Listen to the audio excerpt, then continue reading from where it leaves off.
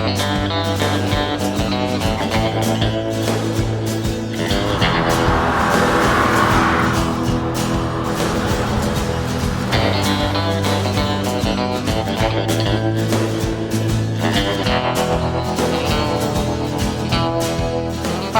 I'm Stefan Lombard with Hagerty Classic Cars.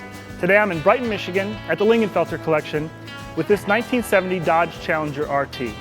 And I want to tell you a little bit about what you should be looking for if you're in the market to buy a 1970 to 74 Challenger.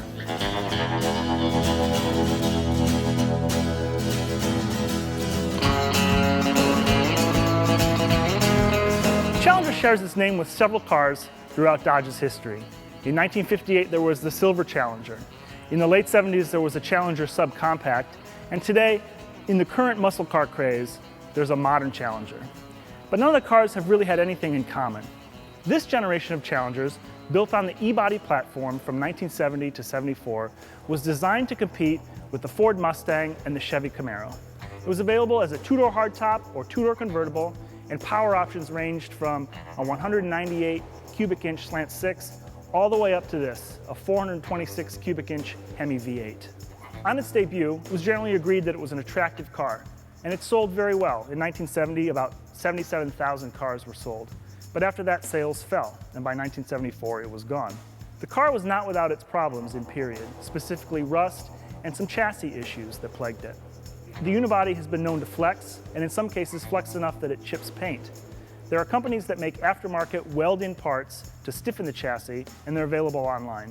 Your best bet to identify those kinds of problems is to take the car to an expert, or at least get it on a lift, where you can get it in the air and have someone who knows what they're looking for inspect the car for that kind of damage. The other problem that plagued these cars, often severely, was rust. And they tended to rust in several different places.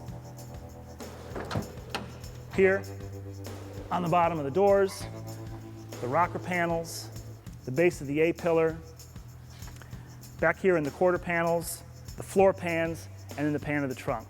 So you want to inspect all that steel and sheet metal for structural integrity. The good news, however, is that these cars are still very desirable, and there's a huge aftermarket parts supply, and you can buy entire sections of the car to weld in. Roofs, doors, fenders, quarter panels, hoods, all that stuff is available online aftermarket. Several different trims were offered, including an ultra-basic Deputy model, an SE or Special Edition, this car, an RT, which had a more performance focus, and then the TA, which was a homologation special for SCCA Trans Am racing. On top of the trim levels, several options were offered as well, including power steering, power brakes, air conditioning, tinted windows, various AM radios, different axle ratios, and track packs. And one of the most important options on these cars was the engine, and there were several choices available. So let's take a look at this one and talk about some of the others. Now, the stock engine in an RT Challenger was a 383 cubic inch V8. This particular car is one of 326 that was fitted with a 426 Hemi. It's also got a shaker hood, which allows you to see the whole thing rumble as you drive down the road. The Hemi put out about 425 horsepower and was the top dog in the Mopar food chain. Below that, there was a 440 with a 4-barrel carb, a 440 6-pack, the 383, a 340, which was standard in the TA, and then the base 318. And you had your choice of a couple different transmissions, a 4-speed manual or a 727 torque flight automatic.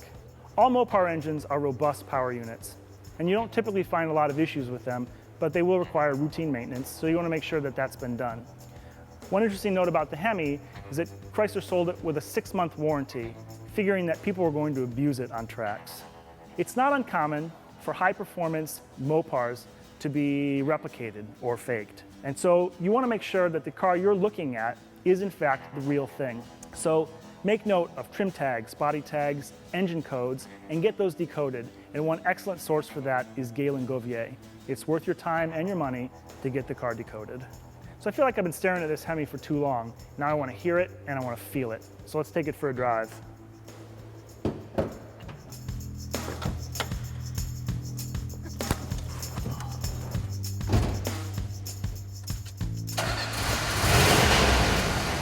There it is.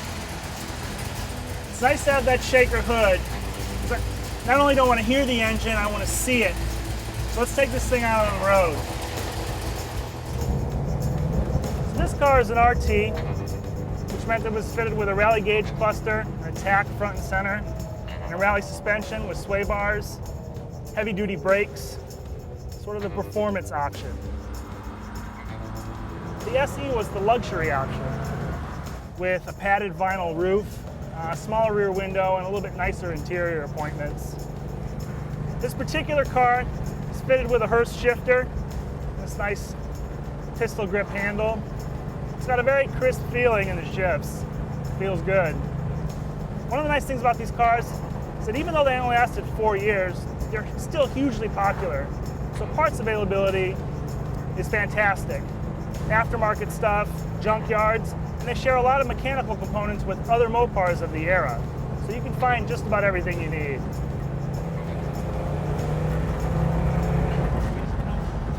And if you have any questions about the cars, their history, or where to find parts, there are several sources available online.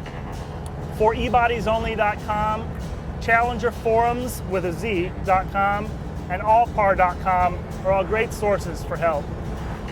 In November 1969, Car and Driver said that the Challenger was handsome, and it is, but felt massive, and it does. And that's totally unwelcome in a sporty car. It doesn't really feel right to compare this car to a Mustang or a Camaro. Those are true pony cars. And this isn't a pony car. It's more like a draft horse.